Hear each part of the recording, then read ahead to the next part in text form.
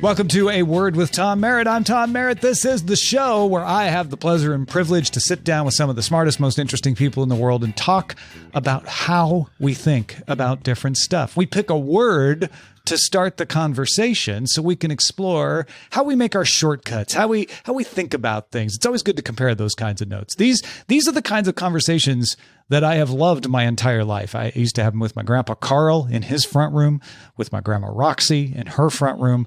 I got lots of different ways of looking at the world, great conversations, and it was all leading me to this moment right now. Welcome into the front room, Scott Johnson.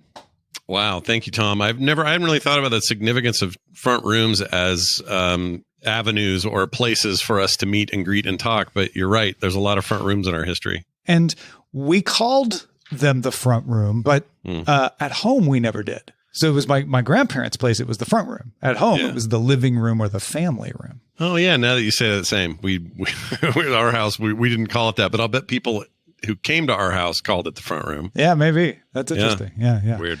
Well, Scott, for the one person out there who just stumbled across this show and has never heard of you before, tell them what you do. Well, I am a full-time content creator, mostly in the world of podcasting and illustration, comics, and art. That may sound a little strange, but those two things have worked really well as complementary focuses for me.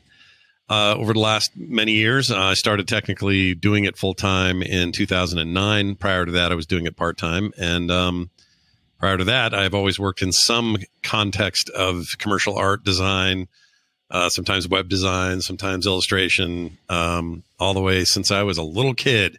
So not a lot has changed. I'm basically living whatever I thought I wanted to live when I was about 10 or 11. You make a lot of content, both art and video and audio. Do you consider yourself an artist first, or is it all just like a mishmash? Oh, no one's ever asked me that before. I don't know what I consider myself first. Probably artist first, in the sense that, that's where all of my creativity sprung. That's where I started, as a little kid, doodling on everything and drawing on my homework and getting bad grades as a result and that sort of thing. That was always artwork, but I had this obsession with listening to talk radio while I would draw, even at a very young age, even listening to stuff I didn't understand. My adults in my life, my parents' version of NPR or whatever the heck was on the radio, I would listen to things. And for whatever reason, spoken content combined with me sitting there listening and just doodling, drawing, and creating became kind of a weird joint effort by my brain. It became linked somehow, huh? Kind of, yeah. It's weirdly linked because even today, when I think of one, I think of the other in a strange way. And I do a lot of both, but it's turned into a much more complicated series of events than that. But at the end of the day, I think I'm still sort of doing the same thing as I was then. Huh. That's interesting. I'd never thought about that. That you could have ended up in podcasting because you just associated good conversations and information with art, and you're always doing art. That makes a lot of sense. I think there's a piece of it that is when you're exposed to points of view or conversations that aren't just you in your own head. It can be, I think, inspirational for creativity. And by that, I just mean, let's say I'm listening to somebody who runs a zoo and they're talking about their zoo and why it's a big deal that the first red panda was born there or something like that. This is making this up in my head. Yeah. But that's that sort of thing. AM radio kind of conversations. Exactly. Yeah. And when you have those conversations happening and you're paying some attention to them, they have a tendency to just expand your thinking and make you think more and draw more based on what you're thinking. And before you know it, you've learned more about pandas than you ever did, and you've drawn 3 of them. And it sounds, again, like a little bit of a weird symphony, a weird accord you're having, but it's always worked really well for me. And they complement each other in that way. Also, the other direction, I can enjoy art and it inspires conversation. Yeah. I feel like those two things have always served me really well. Not just in the simple way of I can draw my own album art. That is helpful. It's nice. Yeah. I don't have to worry about, yes, that's nice. Subbing all of that out, make my own websites, do all that stuff. That is convenient, but it's a little deeper than that, I guess. I hadn't thought of this before, but after you answered that, I realized that when people ask me about you, or if it comes up, like, oh, I know this guy, Scott Johnson, I will always say you're a podcaster. Mm-hmm. However, if someone asks me, do you know any artists? You're certainly among the first couple of people I'm going to mention. So It's not like I'm only thinking of you that way, but this is a weird, I know this is a little bit of a weird analogy, but it reminds me of, I used to go to this place down the street from me when I lived out by the beach in San Francisco to buy baseball cards. It was I had collectible baseball cards, and I would go there and buy sometimes old baseball cards, sometimes current stuff.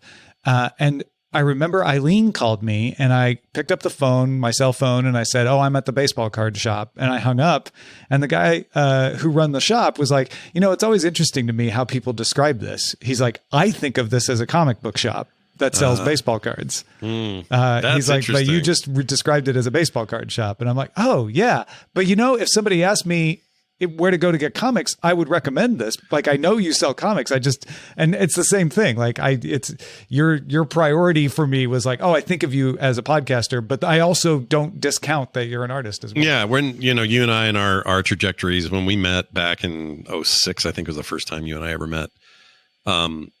That was definitely our crossing point, was podcasting. So that'll always kind of be our origin story.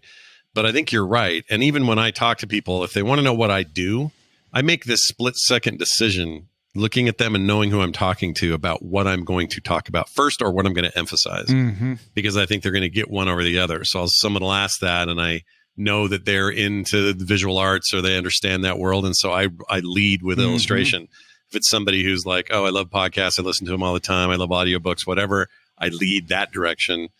And it's almost always that both things get talked about. It's just, it feels like I have an easier entry point to some people with one than I do the other. Because again, to some people, these seem like very disparate disciplines, but I actually think they're a lot alike in a lot of ways. The processes are different. Production and method is often different.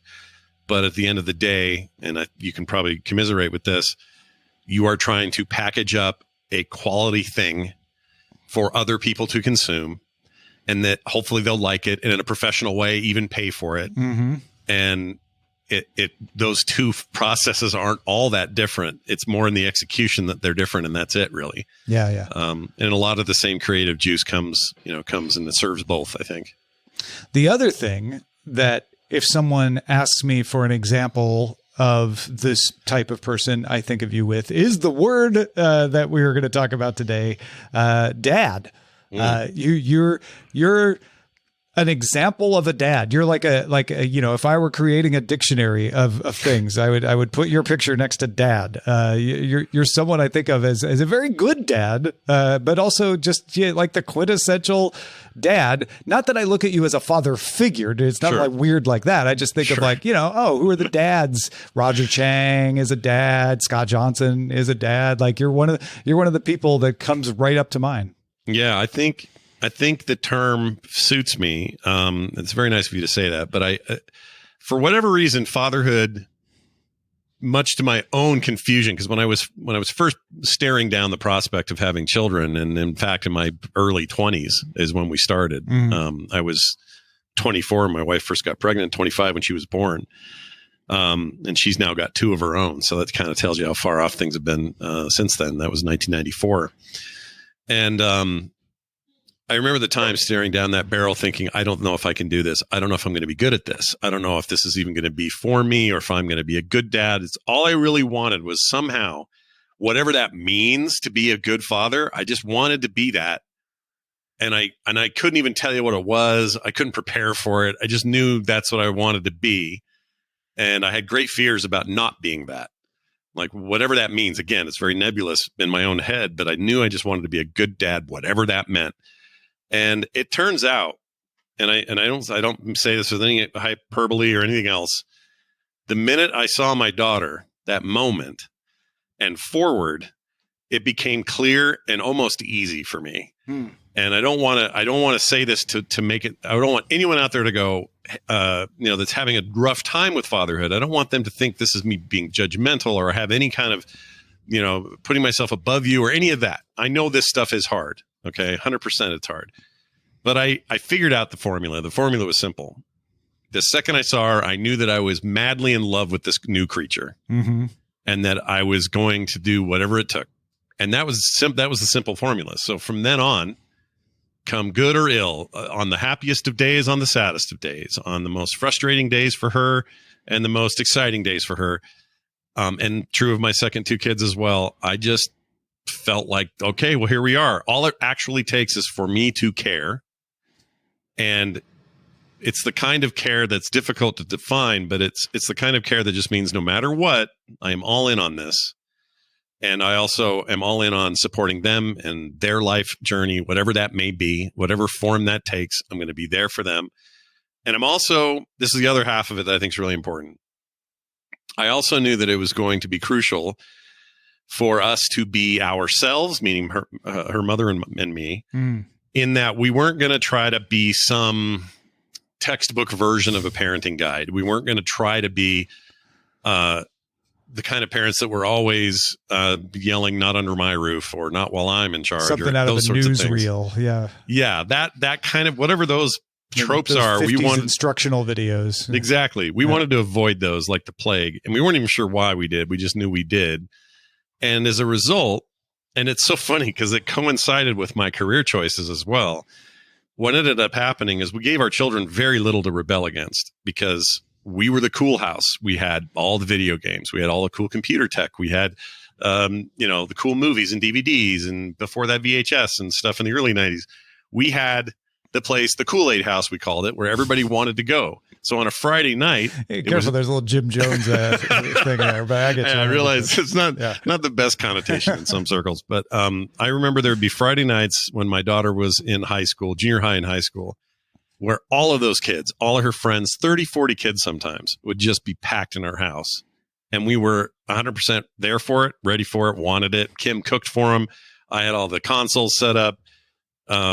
It wasn't always the best on carpet, couches and junk like that. Sure. But at the end of the day, they wanted to be there. Their parents were glad that their kids were there and that they were in a safe place. And in our case, we actually genuinely loved it. We loved talking to them. We loved being a part of her life in that way. And so at the end of the day, she didn't have much to rebel against. There was nothing really to rebel against. And so when she would have those natural inclinations to rebel, which I think it's healthy for kids to have those feelings, it was often kind of comical because she'd be like, well, I'm mad because of what? I don't know. I don't know. Because that's how the hormones work. Because I'm that age. I guess there's no reason. Okay, thanks. And I spent so much time then being ahead of them in terms of, not on purpose, but I had a Facebook and Instagram, Twitter or whatever before any of them. I'm like you guys, I was on ICQ and freaking, Usenet before any of you were even thoughts in our heads. So because I stayed on that trajectory, there was never that, oh, my dad's so lame. He doesn't understand Snapchat or he doesn't get phone. Right. Like all the things they think is their culture. I was ahead of, understood, knew it. I knew what was up and I wasn't panicking about it. And I wasn't freaking out and asking some other neighbor, what do you do about your kids on the internet? I just knew. And so that took some of the weight off of the process. And at the end of the day, my kids are all, they're 3 years apart. So Nick is 21, Carter's 24, and Taylor just turned 28. I mean, they're all older. And I feel like they're far enough removed in the sense of age that I can actually make an assessment of how things went. And I'm incredibly proud of it. I don't think that I had to do too much thinking while I was in it, because again, while you're in it, if they're graduating at the top of their class or they're throwing up on the floor, whatever, and everything in between in the world of parenting, I was all in and loved every second of it, even the hard stuff, because I don't know, I just love my kids. So again, this makes it sound, I don't want this to come off as sounding like, Oh, great. Good for you. Because other kids have some hard kids and Why stuff to can't deal you with. all be like Scott? Yeah. And I know they're children with special needs. They're children Totally. with all kinds of issues and problems and things, and they're all valid and it matters. And my kids had some stuff to go through as well. It wasn't all perfect and shiny, but whenever someone asks, what's the trick is, as corny as it sounds, it's just unadulterated, pure love of the humans in your life. And then everything else falls into place because your motivation is always at that little place. Yeah. Listening to that, I think, one thing, having met all your kids, there's a combination in all relationships, including parenting, that is, there is a certain amount of advantage, a certain amount of something that's just endemic to the child. Right. Children are humans. They're not all blank slates. Some of them are going to be easier to get along with than others.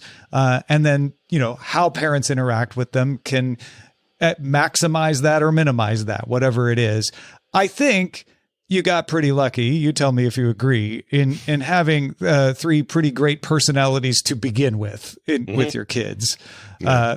So that's, if you're, I'm just saying that to second what you're saying. If there's a parent out there like, oh, I wish I had your kids, like, oh, okay. Yeah. Some kids can be more difficult, just have more difficult personalities.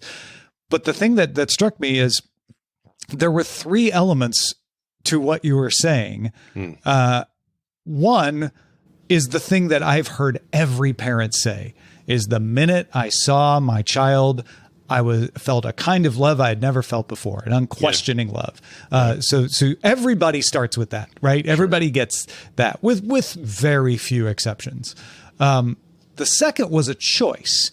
That was the choice that you and your wife made to not try to be something you weren't.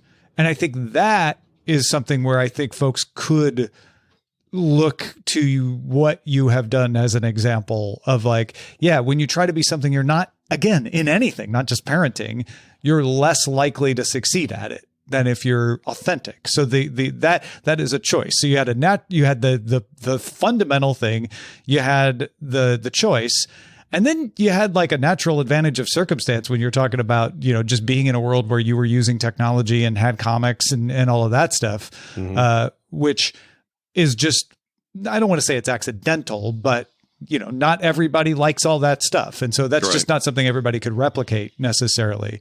But maybe there's something else you can find that allows you to do that. Not that we're trying to get into parenting advice here necessarily, but if I were trying to draw the principles of good fatherhood out of what you just said, that's kind of how I would draw them. Like there's a fundamental advantage that everyone gets. So embrace that because you're going to get that. You're going to draw that card no matter what. Sure. And then the choice, the choice to be authentic, and the ability to create a fun world that's not just trying to be the cool dad, but just is using whatever is natural that you all enjoy. There's something in there. You did a good job there, Scott Johnson. Well, thanks. I think that can be. I think a lot of people can achieve that no matter what their station is, what they're doing, what they're up to. In our case, it just had to be a lot of fun stuff, and kids like fun stuff, and I happen to kind of live in a world where they also enjoyed that world. And so a lot of that stuff was easy. But I will say one thing that I'll never forget that I made a choice of in a very spur of the moment kind of situation that I think paid off in droves, and I'll just share it. I was at a family get together. My children were all very young at the time. I want to say probably 1, 3, and 6. That's how young they were. And all of them were with us. And they were hanging out with their little cousins, and everybody's running around doing stuff. And one of the cousins said the word sex out loud. Okay. Yeah. These are all, again, under 6-year-olds. They don't know what it means. They're giggling. They've heard it. They're now he sex is the funny word to say. Right. And I saw them all, kind of hiding behind a couch, all talking about it. And both me and one of the other parents noticed this of the cousins and walked over there, and the other parent said, "You never say that word in this house." Just completely freaked out on him and told him, "You just can't do it and can't do it." And in my head, this lesson popped into my head that said, we now have a word that we are hardcore demonizing in real time this second. You just made real tantalizing. You did. You made this the most tantalizing word they've ever heard of. They don't know why it's so forbidden. Yep. And they're not going to know because your follow-up isn't to go sit them down and talk to them. So I decided that day, we are not doing that. We are going to, when we get out of here, it's not our house, but when we leave, we're going to sit down and we're going to talk about that word. And we're going to talk about what it means and what it actually means and why it isn't a horrible word and why sometimes it's best to use it in context that makes sense. And that was not a thing you should all feel bad about. And none of that, we didn't plan on that, but it just felt like this is important to do right this second because it felt like there are a billion examples of these that could come up. And we would like to be prepared for those as well and what our reactions would be. And I don't think making them feel like they did something wrong was the answer. And I also don't think ignoring it was the answer. I feel like they're part of this deal. Like, our job isn't to shut them down and discipline them for every single thing. Our job was to help them develop as people and help their brains evolve and learn and build pathways and understanding. And so we did that, as awkward as it may seem, to try to explain to a 6-year-old what the word sex means. It's not like we didn't do illustrations or it didn't get crazy or anything. Right. But it was enough for a six-year-old to understand. Yeah. And I am certain, although it's hard to quantify and show numbers, I am certain that helped us in the long run to do that. And I'm not saying their cousins were wrecked by this experience. No, I'm sure I'm they just weren't, saying, but they at least didn't have this haunting word that was so scary for them, and they didn't understand why they couldn't say it, and now they can't even ask, because if they ask, oh no, what are we going to get in trouble now? Then go to another source to find out and possibly not get accurate information, or just start to develop a fascination that they wouldn't have developed. Because what you want in that situation, I would guess, is someday when they're old enough for them to have a healthy understanding of what that is and when it's appropriate to talk about and when it isn't, right? Yeah. For all values of that, right? I'm not trying to say when it is and when it isn't, but like anything, there's a time to talk about zombies and there's a time not to, and there's a time to talk about sex and there's a time not to. Right. And so what it sounds like your instinct is, well, let me help get them there faster. Yeah. Let me explain to them what that is, why that other parent had that reaction, because it wasn't the time to talk about it. And it's not something that, you always bring up, but let me explain why and why it's not a bad thing. And there is a appropriate time, and then you can. And that just kind of cleared the fog away. Yeah, it did. And it also created a system that they understood, I think, a little bit better, and that would grow over time too. But a system of like, if I have questions, I can come and talk to you openly. That's a really good point. Yeah. Without any fear, without me thinking I'm going to jump down your throat or say, I can't believe you said that, or any of that. Like, we cleared that cloud. That was number one, because once that's gone, then anything's up for discussion as needed. And I think that's crucial. For just child development in general, but also relationship building with you and your kid. And even in those my hardest struggle with my kids was my son essentially was turning out exactly like me in ways that I don't love. Like his grades sucked and he was scoring incredibly well on tests, but he just was so like done with homework. And it was that era of stuff in high school. Sure. And he really struggled with it. So every time I'd have to talk to him about it, or it would come up or whatever, I felt like I was talking to a mirror image of me. I was less prepared for that than almost anything else with raising my kids. Yeah. Like, in a lot of ways, the girls were easy because, not easy, but they had such different perspectives. Yeah, exactly. You could be a total outsider. And they were getting 4.0s in school. And when that was happening, I was like, dude, this is not me at all. They got that from their mom. Sweet. Good this is for great. You. Yeah. But then Nick came along and I was like, yeah, you're a little more like me. And it was a lesson in a lot of ways for me. And he and I are very close. But it's only, I think, through that communication valve, which we opened when they were little. And it matters to do that when they're little. Everybody wants to wait until they're 14 to say, son, I need to have a talk. I think that's a bad freaking idea. I'm not saying you sit them down when they're 2 and try to explain it, but open those doors as they are presented to you. Yeah. Demystify them, deconstruct them, and then let them breathe a little, and I think you're going to be better off. Because a way that grades thing plays out a lot of the time is the parent feels so guilty that the child is like them and feels like maybe it's kind of their fault that they're like them, that they want to scare them into not being like them. A little bit. There is a tendency, you know, sure. And so there's a temptation to be like, I'm scared by seeing what I went through. And if I warn them, maybe they'll stop, which really then just ends up with the child later discovering, well, you were just like me. What a bunch of BS. You're such a hypocrite, right? Yeah. Yeah. So it is harder, but smarter to say, yep, went through the same thing. Yeah, it is much harder. And the good news is you do come around the other side of it. And it's best. That's a smoother transition when you kept the communication valve open and there was always love and respect on the table. Right. And you never, like my kids, this isn't just a side.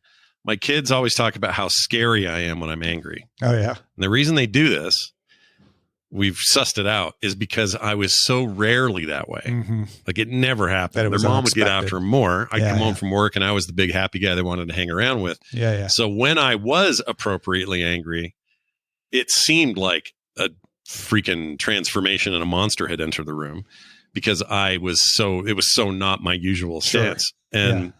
And that's interesting because their perspective is their perspective. And so if you're not getting after them a lot or getting mad at them a lot, then when there is those moments, you're going to look like, Dr. Hyde or no, Dr. Jekyll, I guess. Mr. Hyde. No, wait, Mr. Hyde. Yeah. Starting to forget these Dr. things. Dr. Jekyll sounds like he should be evil, but he's not. He went to school. He studied hard. He got, he had ideas. Why wasn't he like Dr. Nice Guy and Mr. Hyde? Right. More Dr. Hyde and Mr. Jekyll is a better. Yeah, Jekyll sounds, anyway. Yeah. Anyway, but the point is like, yeah, they'll have your back more. You'll have their back more. It was more of a partnership, if I'm honest. Mm-hmm. Like we worked with them, not against them or for them. And I think they, even when it was too young to really know that we were doing that, I think they intuitively kind of knew that that's how this is supposed to go. The trick though is not disingenuous, being able to still be an authority figure, right? To a certain extent. We've talked a lot about parents who overdo the authority figure, but you can underdo it too. Oh, 100%. If all you are is like your kid's best friend in high school, that's not a great way to do things. So as much as I think it is a fine line, for whatever reason, we were just either adept to it or our kids were predisposed to be ready for it or whatever, that we kind of traveled that line pretty well. And it was just things like, hey, if somebody said, one of their friends said something about, I don't know, like something, not Facebook, but something like Snapchat. And they would talk about it around us as if we didn't know the inside, words or the kind of terms you use around these popular with the teens technology. And I would go, oh no, that's because the way those servers work, they do this, and like they start to freak out. Like, oh my gosh, how does he know all these things? And then it would just change the tenor of everything. But then I would go back to being, well, now Dad's got to go make sure the sprinkler's working. I'll see you guys later. Like you still maintain the position of parent without the imposition of parent. Yeah, I suppose there's a thing that a parent has to do. There are plenty of things like, fix the sprinklers or get dinner ready or, drive you somewhere that kind of can remind of the relationship without having to be, yelling or hectoring or anything like that. Sure. What about your own dad?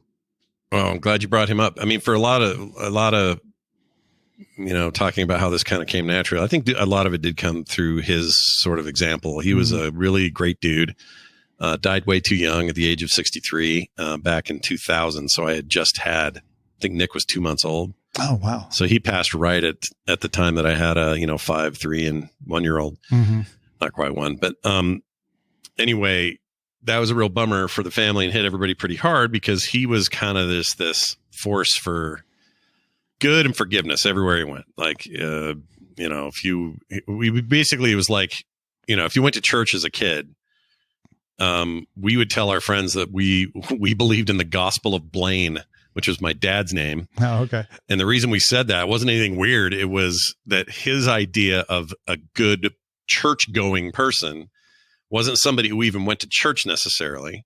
It was somebody who was constantly looking out for others, taking care of people who needed it, finding out somebody didn't have enough money for Christmas and secretly figuring out a way to get them what they needed and then never asking for credit, like those kinds of things. He was really good at that stuff and was constantly, showing us how that worked. I had a Volkswagen Rabbit I bought, black Rabbit for about, I don't know, I paid $600 for it. It was a pretty cheap thing. And he owned a body shop for a while. And I had my car parked out in front of his body shop to be worked on. And overnight, one night, one of his employees stole it. Oh, wow. And he found out, and the employee took off and, was done, didn't come back to work or anything. And my dad was like, I think he needed it more than we did. We'll figure out what to do for you for the car. But clearly, if somebody's stole a rabbit, probably true, because that's not going to be my first target. Yeah, exactly. It felt desperate, and it turns out later it kind of was. He then later, I think a year later or so, just had this feeling out to check in on this guy. Drove out to where he lived out in the north part of town. Pulled up, no activity. Peeked in the window and saw him laying on the floor, kind of in a heap, and called the police. Police came. He had OD'd on something, and he basically saved his life and then disappeared into the night and never, the guy never knew. And that's just normal for him. That's what he did. He didn't report the car stolen to the police? No, he didn't even do that. Wow. He was like, I'll pay your $600 back. I think he probably needs it more than you need it, kind of thing. And he was more privy to that guy's life situation and probably hired him in the first place because he felt bad. Like all that stuff was at play. But he was, some would even say to a fault, just extremely generous with his time and his means and everything else. And he was really this way with us, like more so than even my mom. And no, I'm not throwing shade at my mom, but my dad was overwhelming. It was always overwhelmingly obvious that he really liked you. And the grandkids in his case, I mean, he adored them, loved them, couldn't wait to be around them, didn't care what was going on, just wanted to be there. And that sort of stuff, despite what you may think while you're a teenager and you're being all rebellious and whatever, my parents don't know Jack or whatever, that stuff sticks with you and you remember it. And I think that had an impact on me. He was also, as far as the professional stuff, he was always the one saying, he used to say this annoying thing where he'd say, you should send art and drawings to David Letterman. I'm like, Dad, why? Why Letterman? He's like, he'd show it on the show. That'd be a great place for people to see your artwork. You've drawn pictures of him before. And this is all when I was just drawing constantly. And I'd just blow it off. I'm like, Dad, whatever. But I kind of regret that because I think he really thought, I think he truly believed I was good enough to make a and make he'd a difference. seen Letterman do stuff like that. He had, right? Yeah. Oh yeah, it happened all the time. And so, part of the reason I kept going and kept pushing is because he really did believe in my ability to do it. Sadly, he passed right before the internet would become what it would become, and the ability for just people like you and me to just make something and put it out there. That was all just coming. And I know he would have just been thrilled about this stuff. Like he was already a photographer. He would have loved where digital went. He would have just loved all this stuff. And, cut way too short, but there's always a kind of a feeling that his influence is part of all this. So yeah, hopefully it makes sense. Yeah, no, it makes a lot of sense. I think there's a lot to be said for role models. And, we hear a lot of stereotypes, about patriarchy and father figures and things. And there is something to those. I'm not bringing those down.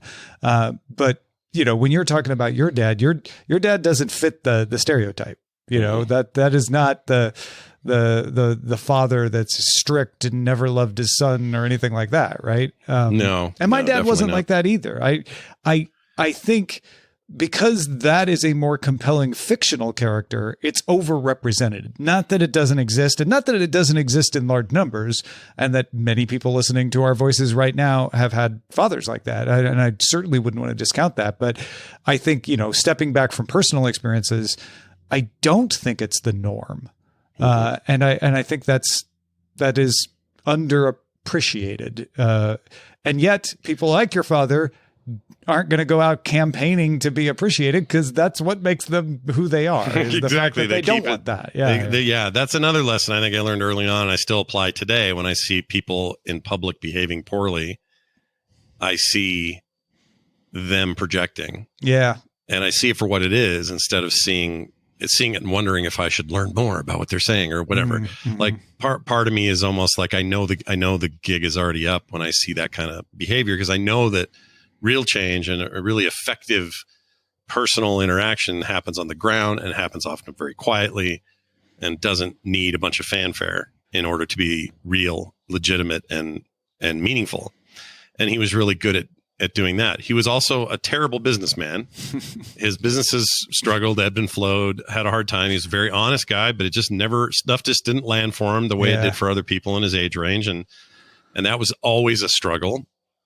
That was the story of my grandpa, apparently. My grandpa died in the 50s, but he like went and started a general store in the middle of the Dust Bowl in Arkansas because he wanted to help people. It wasn't like, oh, this is a great time to start a business, obviously. It was because he's like, those people need help, and I think I could do it. And of course, he went broke doing it because he would give everyone credit and they couldn't pay. Yeah. But he had a series of things like that, apparently. Same I feel like you and I, we've always had a little bit of a kinship on this part of we have a lot of other things in common. Grew up nerds and all the other stuff, but but there is some commonality, I think, here with our lineage. The way you've talked about your dad before, the kind of work he did. I think that they would have probably been fast friends, but it's funny. It's funny now looking back on it. No one remembers we had to close that business because it was bad timing, and no one remembers those things. All they remember is, oh, that's the guy that, saved the junkie's life who was ODing on his floor, or that's the guy that gave when they had no money. He still figured out a way to get $1,000 to a family of 12 who needed it and couldn't make it through Christmas and rent and everything else. Like, those are the things people remember.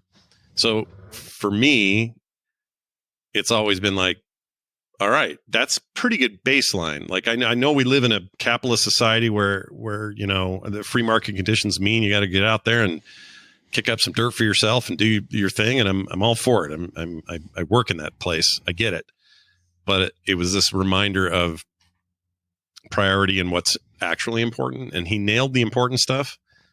And so if you measured him and said, well, how were you at, making crap tons of money and successfully knocking down the competition, he would have been a 2 out of 10. Yeah, sure. But he would have been a 10 on everything else, on fatherhood, on grandfatherhood, on how to raise your kids, on how to inspire your kids.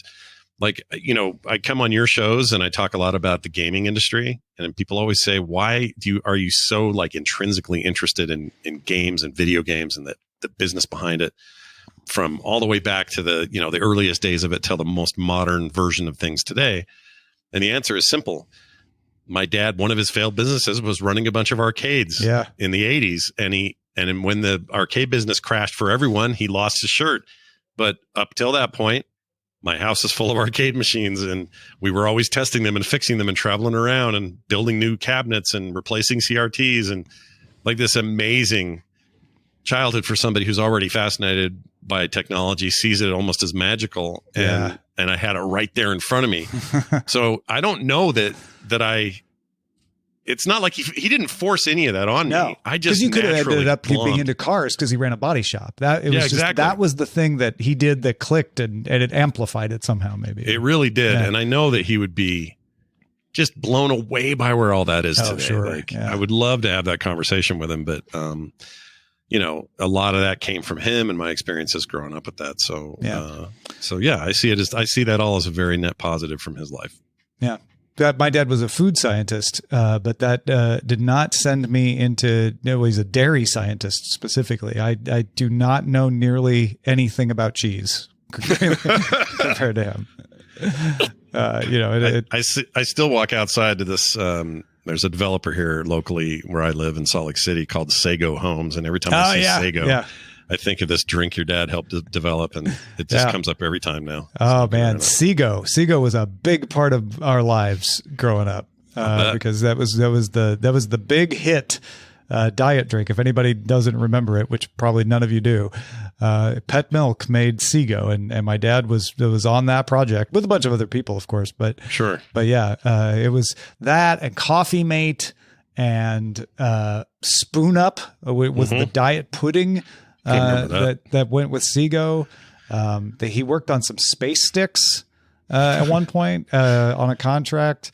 Prego. He did a bunch of Prego soup stuff. It was really weird to think about. In fact, that is one of the things about parents, speaking about dad from the side of the child, Right. is that you kind of don't realize what's unique about your parents until you're older, and sometimes until they're gone, because they're your parents. And so however they are is just the way dad is.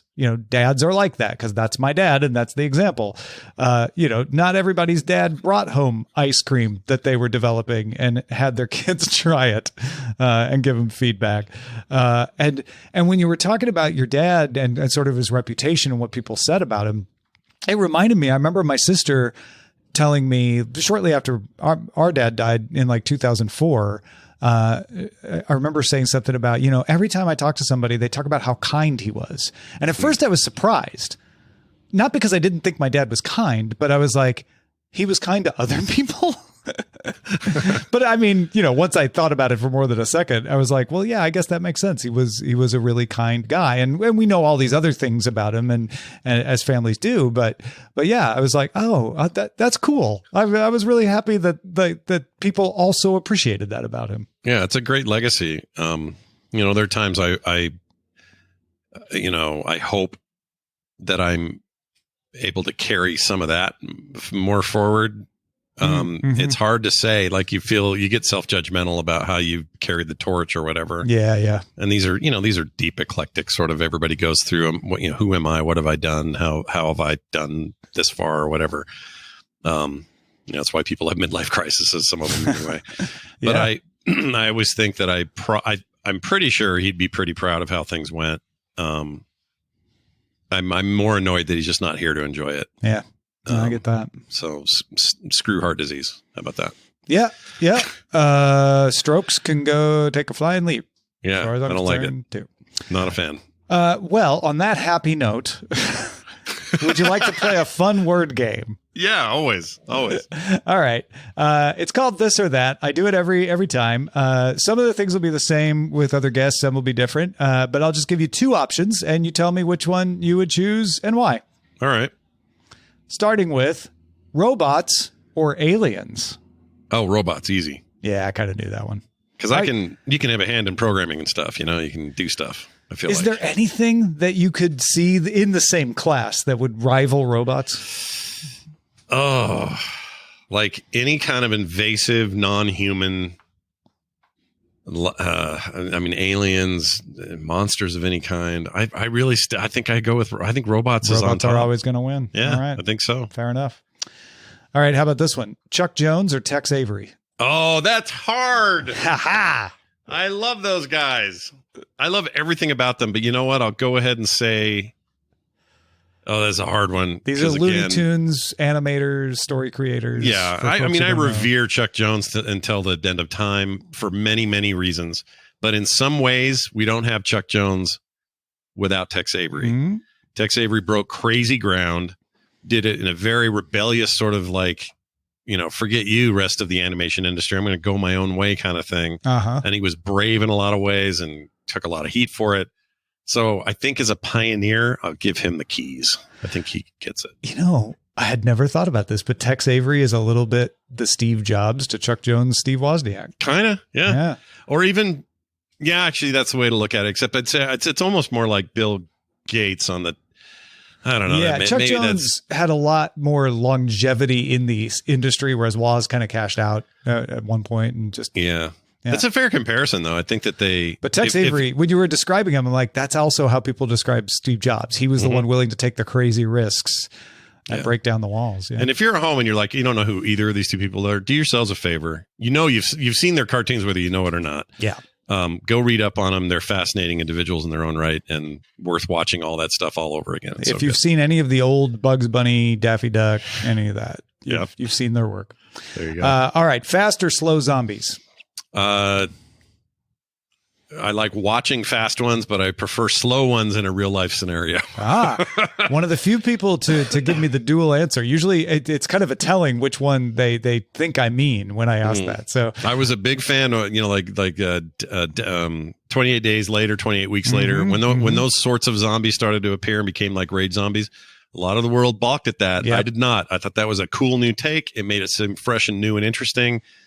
But if I'm in a world where those things are loose, I want the slow shamblers, dude. Yeah. I don't want the fast ones. The Barrens or your own house? And for those, while he thinks, the Barrens are a region of World of Warcraft that I know Scott has a special relationship with. Do. Barrens as a place, probably pick that.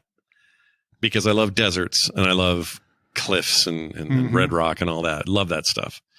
As a place with its own chat system, because they have their own chat instance in the Barrens chat is a nightmare I never want to go near ever again. Fair. But as a place, like as a concept of where I would want to live, I could live in the Barrens. Absolutely. You would build your own house in the Barrens. I would build a house and I would build air conditioning first, and hopefully good internet. But yes, otherwise I'm a huge, I would retire to St. George or, somewhere southern Utah in a heartbeat because I love that stuff. Yeah. But yeah, I think I'm going that direction. St. George is kind of the Barrens of the real world. Yeah. A lot of the area called Thousand Needles, which is underwater now in World of Warcraft, was inspired by national parks in southern Utah. So yeah, I was going to pick Thousand Needles, except that it's now underwater, so that complicates the question. Because then it's like, well, you mean pre-flood or post? Yeah, pre-flood. That place is the bomb, but since then it's just wet and gross. Yeah, savory or dessert crepes? Savory, almost 100% of the time. I don't know why. I don't even have a good answer for this, but I really prefer savory almost any time. Do you like savory over sweet usually? I've learned to like it more. Maybe this is the last 3 years. My doctor's like, you got to cut back on sugars. Yeah. You got some hereditary stuff kicking in. Let's not have that. And so as a result, I've had to force myself to do it.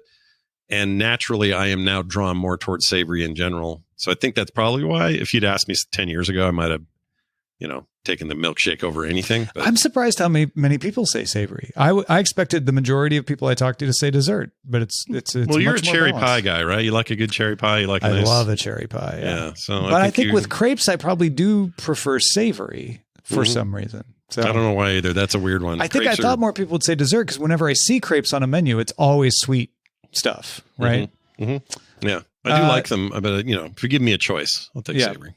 Dogs or robot dogs?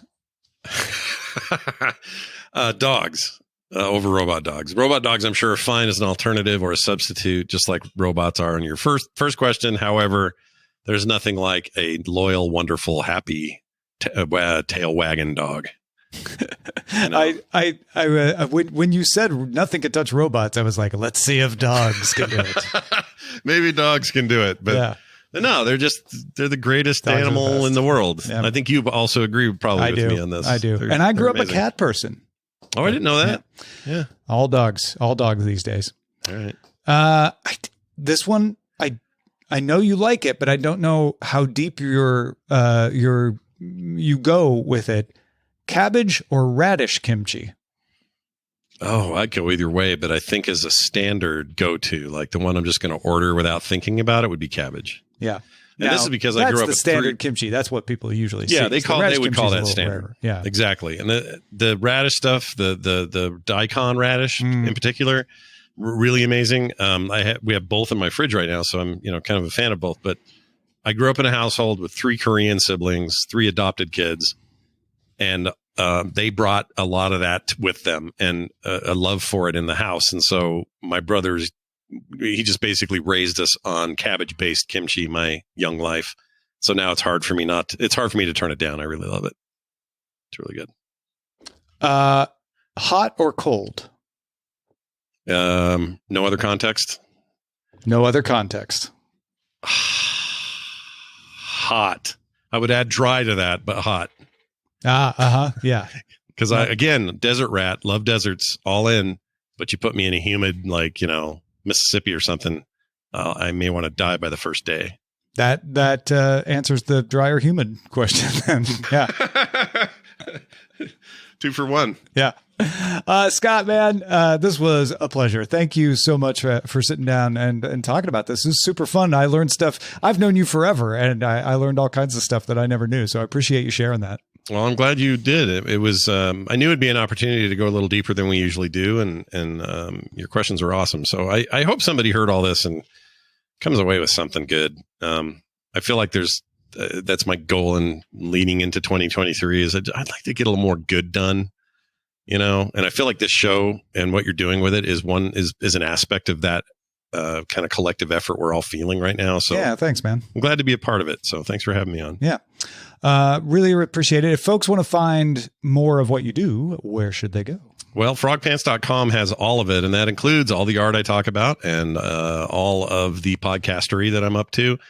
And there's bound to be something there that people will glom onto and enjoy. I'm also on all the socials these days, especially. So if you check out that website, there's a whole listing of all the places I post. It's bound to be somewhere you're posting and like to read stuff. So go check that out. Again, that is frogpants.com.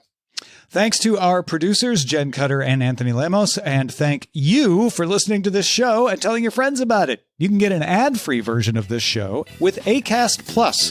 Click on Access Exclusive Content at awordpodcast.com, and we'll have a word with you next time.